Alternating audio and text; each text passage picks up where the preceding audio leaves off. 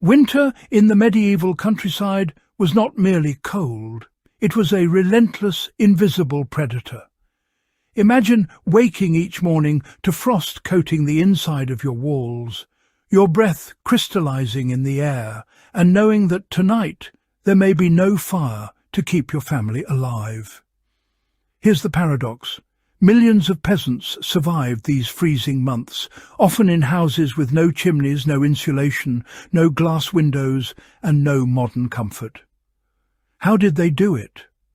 How did humans endure temperatures that would make even modern city dwellers shiver uncontrollably? The secret lies in observation, improvisation, and a quiet mastery of survival that history has largely forgotten. They treated cold not as an enemy to conquer, but as a force to negotiate with, using every tool at their disposal, from walls of mud and straw to the body heat of animals and kin.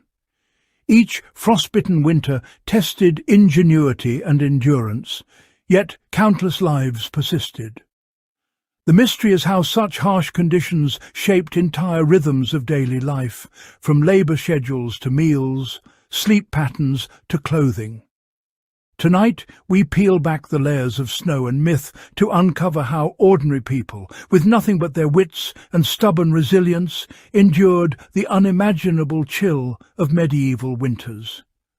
Tonight we peel back the layers of snow and myth to uncover how ordinary people, with nothing but their wits and stubborn resilience, endured the unimaginable chill of medieval winters.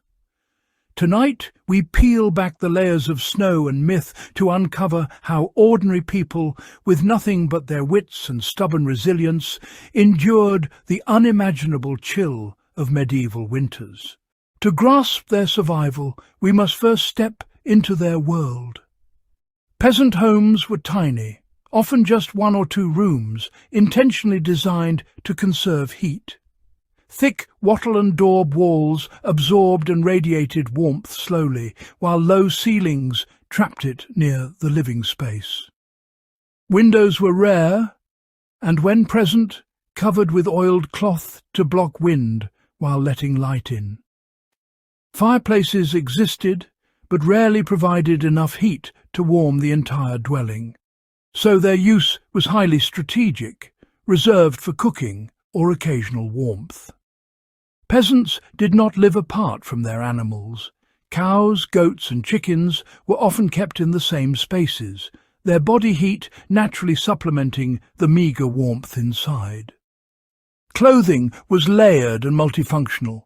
Wool next to wool, linen close to skin, furs added strategically. Food choices were deliberate too. High-calorie stews and preserved fats ensured energy to generate body heat. Daily routines were structured around daylight and physical activity, keeping blood moving, muscles warm, and spirits alive. Survival was not random luck. It was anticipation, preparation and mastery over a harsh environment whose rhythms dictated the entire structure of peasant life, long before modern heating or insulation existed. Here's the clever part. Survival depended on manipulating heat and minimizing loss without ever producing excess. Every draft was sealed using mud, moss or cloth. Floors were layered with straw and rushes to trap warmth underfoot.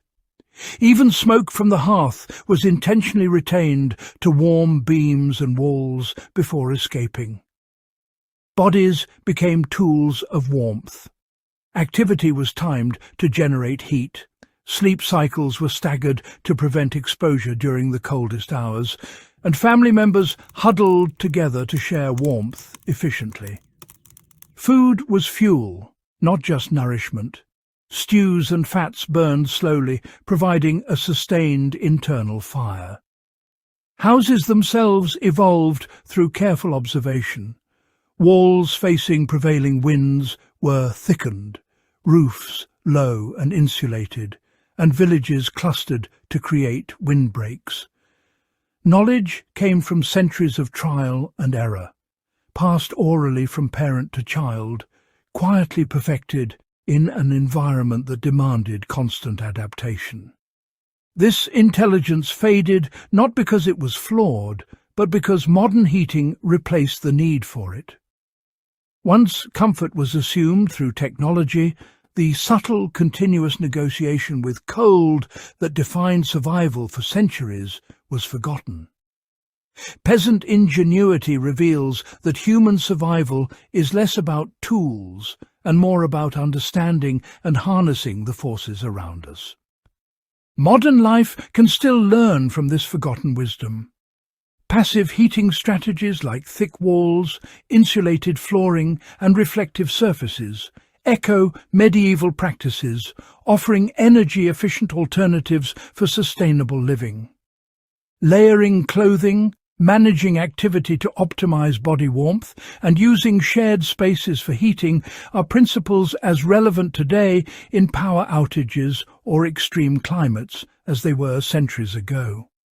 Seasonal food planning, high-calorie meals timed for maximum energy output, and thoughtful storage preserve both nutrition and warmth, techniques mirrored in contemporary emergency preparedness. Even small communities or eco-villages that design homes around thermal efficiency are unknowingly applying peasant logic. The lesson is universal. Understanding and respecting environmental forces often outperforms reliance on external energy sources. Their survival mindset, anticipation, observation, resourcefulness, translates directly into modern resilience. By studying how peasants endured winter, we gain not nostalgia, but actionable insight. In a world where energy shortages, climate extremes and isolation are increasingly common, this quiet, centuries-old knowledge can empower us to thrive using intelligence, discipline and patience rather than brute technology. The greatest takeaway from peasant survival is humility coupled with practical wisdom. They did not defeat winter. They cooperated with it, designing homes, routines, clothing and diets that transformed a deadly season into a manageable challenge. Their story reminds us that comfort is fragile, and reliance on technology can blind us to skills humanity has practiced for millennia. In remembering how ordinary people endured the impossible, we reconnect with lessons in observation, adaptation and efficiency that remain profoundly relevant. Today, when we take warmth for granted, we overlook the strategies that once made survival possible without fire, power or modern conveniences. By revisiting these forgotten practices, we not only honour their ingenuity, but reclaim tools for resilience in our own lives. Winter, in its harshest form, is still a teacher.